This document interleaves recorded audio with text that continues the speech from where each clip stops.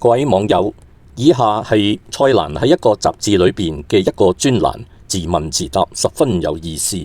當然呢本雜誌唔係訪問佢，只係借題發揮，自問自答。佢開始咯，你認為幸福係點樣嘅一回事呢？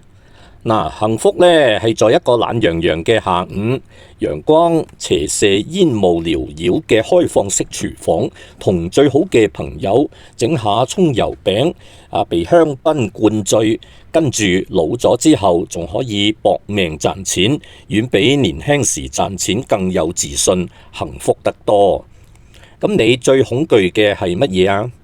變成有知覺嘅植物人，或者患上老人痴呆症，又失去味覺同埋性能力，變植物人一點辦法也沒有。後三者一度係有救嘅，解脫在於安樂死。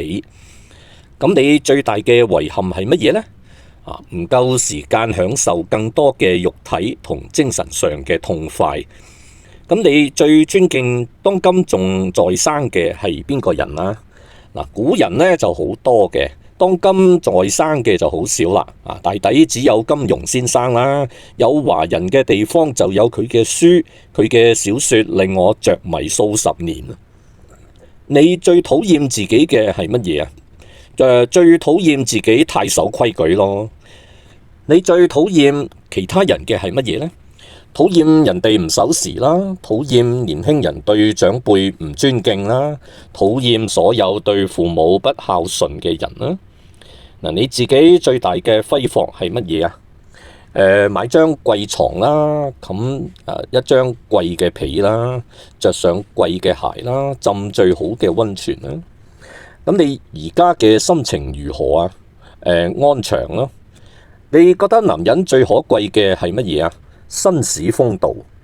你覺得女人最可貴嘅又係乜嘢呢？風趣又性感。你最常用嘅句子係乜嘢啊？膽固醇萬歲。你最喜歡嘅作家係邊個啊？太多啦，不勝枚舉。外國嘅所有世界經典名著嘅作者都喜歡，中國嘅我愛一切寫明朝小品文嘅人。仲有李漁、袁枚等食家，精神生活嘅當然係豐子愷啦，唔愛魯迅嘅說教同埋尖酸刻薄。咁你希望有其他嘅才華嗎？都好多㗎喎。我希望會寫曲啦，作交響樂，彈爵士。我對音樂接觸得太少啦。撰寫嘅人物之中，你嘅英雄係邊一個啊？金庸嘅段譽、令狐沖，王爾德嘅朵蓮格列，夏目漱石嘅貓。咁現實生活嘅人物，你嘅英雄又係邊個呢？弘一法師。咁你覺得你一生之中最大嘅成就係乜嘢啊？最大嘅成就就係隨便走進任何香港一間餐廳都可以揾到一張台。你喜歡生活喺邊個地方呢？香港，香港，香港。如果香港嘅言論自由冇咗，我就搬到去紐約。咁你最珍貴嘅收藏品係乜嘢呢？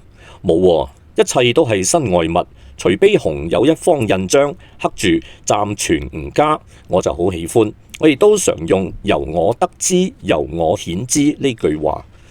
咁你認為生活中最痛苦嘅深淵係乜嘢呢？基本上我係一個喜歡娛樂別人嘅人，有苦自己知，唔話俾你知。你覺得朋友之中最珍惜嘅係乜嘢啊？最珍貴嘅在於能夠喺思想上溝通。你教我啲乜嘢，或者我有乜嘢可以講俾你聽。我結嘅係中等緣。對朋友，我珍惜可以我醉欲眠君可去嘅朋友。我想念只願無時常相見嘅朋友。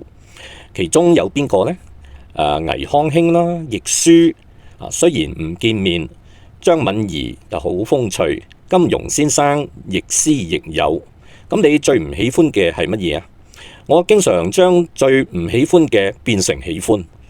乜嘢係最大嘅憾事呢？已經忘記。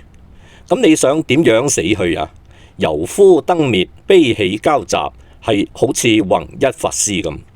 你嘅人生目的係乜嘢啊？吃吃喝喝啦。咁你嘅座右銘又係乜嘢呢？做，機會50-50，唔做，機會等於0。